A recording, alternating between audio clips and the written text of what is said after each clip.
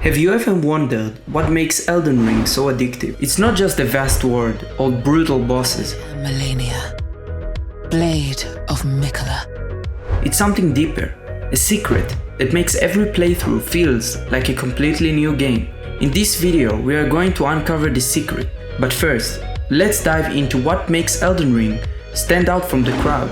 Trust me, by the end of this video, you will want to start a new character right away. Firstly, let's start talking about the world itself. Elden Ring throws you in a massive open world, with barely any handholding. From the get-go, you're free to explore wherever you want, whenever you want. That's both exciting and terrifying. You can wander into areas that are way above your level, get your butt kicked, but also find some amazing loot. Or secrets, like I remember when I first stumbled into Caelid. I was not ready for that place, but man, it was worth it. The enemies, the sense of danger, and the pristine 30 frames per second my PC ran on, all of it adds up to a feeling of adventure. And because there is no strict path to follow, every player's experience is different. You might focus on the main story, or you might get sidetracked by every cave and dungeon you find. That freedom means that even if you play through the game multiple times, you're likely to have very different experience each time. But that's not all. There's more to it. Elden Ring plays with your fear. Every time you collect ruins, there's a big question. Do you keep going, or do you head back and level up? The game gives you a choice, but it also dares you to take a risk. Push too far and you could lose it all. But if you play it smart, the reward is huge. That feeling of danger is what makes it so exciting. One moment you pour, you're broke! You're fucking poor! The next you reach with ruins. Every step matters. Every death teaches you something.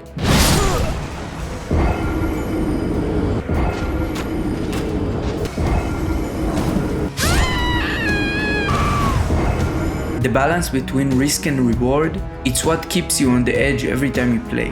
The game doesn't use cutscenes to break your heart. Its saddest stories are told in whispers, through broken dialogue, lost items, and NPCs who vanish to thin air without warning. You meet someone, help them, even grows attached, and then suddenly they're gone. Maybe they moved on, maybe they died, maybe the war just swallowed them. The game never tells you anything. And that mystery, that quiet sorrow, it sticks with you long after the credits roll. These characters are a big part of your journey, even if there's not a spectacular graphic animation to show it. Well played. Oh, that mighty wallop of... Oh, mountain of fire! Bake me in your flames! I mean, how can you forget this blind lady? Her questline was so touching. We're taking a short little break and reminding you to subscribe right now. And also like, or I will not like you back. There's something that happened to me while playing, and I don't think any game has made me feel this before. I'd get stuck on a boss, try once, try again, then again, over and over, again and again. Maybe I'd go level up, get a better gear, try a new weapon, come back, still lose. It made me frustrated, but really also focused. Each time I got a little bit better. I would dodge a little cleaner, land one more hit. Slowly, I was learning even without noticing. Then, it happens, that one run where everything just clicks. My heart was racing and I'd finally won. It was pure happiness and the mix of adrenaline, relief, pride. I've never felt this from a video game before. That moment burned into my memory. Most of the bosses made me feel this way, every time I'd get stuck on them, no matter what playthrough it was. Elden Ring isn't just about the main story or the bosses, it's about everything else you can do along the way. From dungeons to caves, to underground forests and hidden areas, there's so much to explore. And it's not just a filler content, it's all crafted with the same care as the main game. Take for example, this sparkly river place.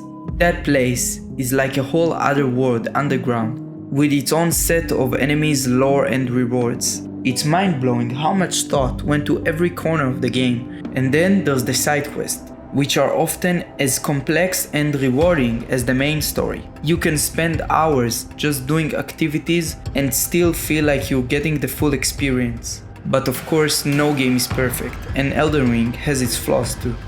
Let's be real for a second. Elden Ring isn't without its issues. No, don't get me wrong, there's barely any issues in the game. But if I'm nitpicking, one thing that stands out, at least in my opinion, is the reputation of certain enemies. Like, how many times can I fight Godskin Duo or Tree Sentinel? Goddamn Tree Sentinel. It's like, I get it, they're tough, but seeing them in multiple areas started to feel a bit crazy. And don't get me started on the annoying rock people, giants. But you know what, even with this repetitive element, the game still managed to be engaging. Either way, this minoric flaw don't distract from the overall experience. At the end of the day, this game's crafted so well. So let's get to the heart of why Elden Ring is so special. In my opinion, From Software engineered a playground of possibilities. With its countless ways to craft your character, whether you're slinging soul magic one run, or dual wielding within seconds to the next, or charging in as a hulking strength monster, each build feels like a totally different game. That's the secret, the fact that you can play this game so many different ways. Each playstyle offers a completely new experience. The game systems are so interconnected that every choice you make, every weapon you pick up, every spell you learn, shape your journey in a unique way. There's always a new story to tell, a new build to try, or a new area to explore that you might have missed. It's endlessly replayable. Combine that with the near-perfect world design, lore, combat, art, direction. Seriously, almost everything hits, and you get infinite replayability in a single-player game. No live events. So here's my challenge for you. Drop your craziest build that you ever did in the comments. Let's spark the next Elden Ring hype right before the new game Night Rain is dropping. Beg for subs, okay. So you might don't know, but my computer died, so I needed to buy a new computer in order to keep uploading video, and I ran out of money, so subscribe now.